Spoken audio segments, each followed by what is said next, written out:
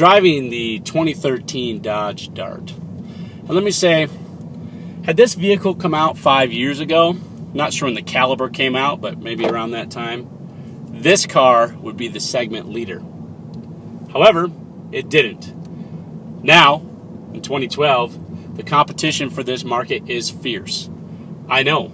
I've driven a lot of the competition. So, does that mean this 2013 Dodge Dart has already arrived as a has-been?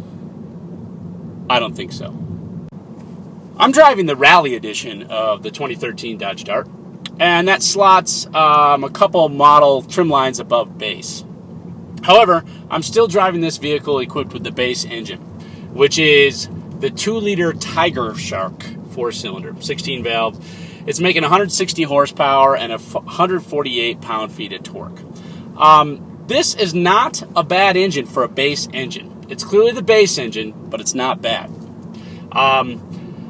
It makes decent power. I never really found it to be lacking. More power, of course, would be better, but it's not terrible. And, of course, you're getting 24 miles a gallon in the city, 34 miles a gallon highway, 27 combined. Mated with the 6-speed transmission, this engine moves the car smartly.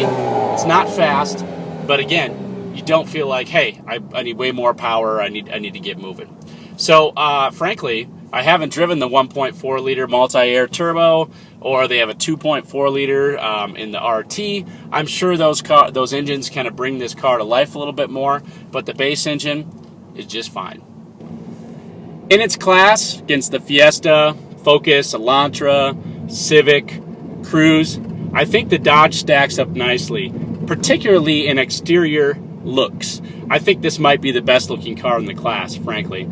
I dig that it's got the kind of aggressive look that it does, and Dodge seems to do that well, and some retro touches in terms of like the racetrack, rear tail lamp, and so forth. Overall, it's a cool looking car.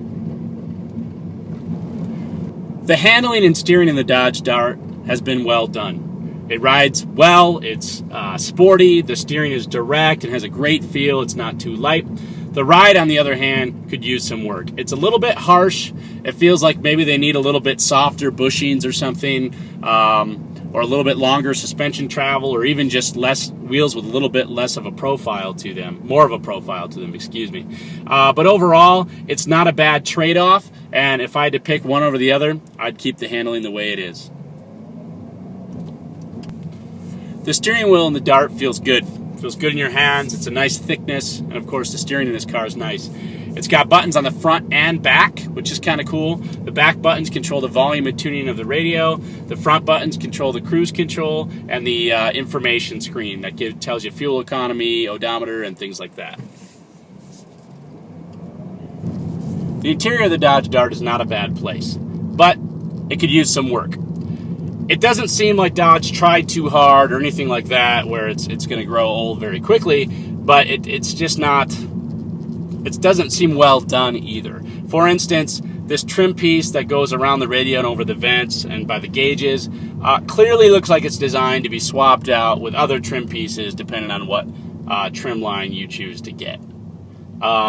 It's not terrible, but it just doesn't look integrated. It almost looks aftermarket. When you combine it with the fact that this radio is very square and large buttons and doesn't really have that many features, basically because that's supposed to be where a touchscreen would go, that combination just doesn't really give a lot of appeal to the interior.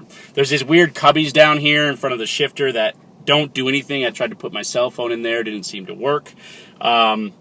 Just things like that. I don't want to sound cliche, but the build quality kind of came into question. This hood up here is a little bit flimsy.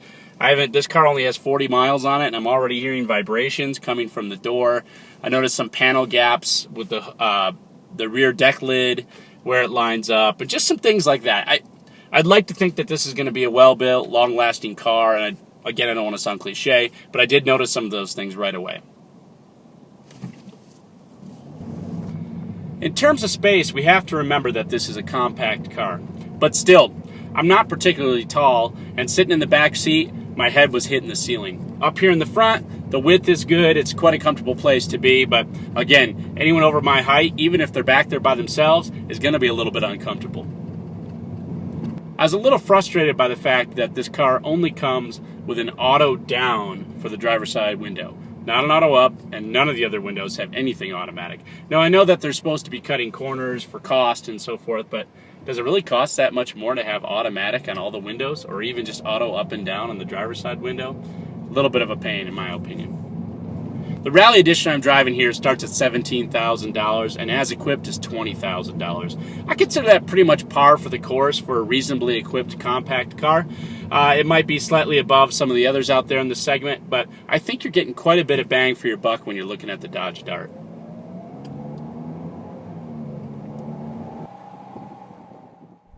I want to give a special thanks to Tate's Auto Center for allowing me to test drive the 2013 Dodge Dart. Thanks for watching, guys. Leave your comments below and subscribe if you'd like.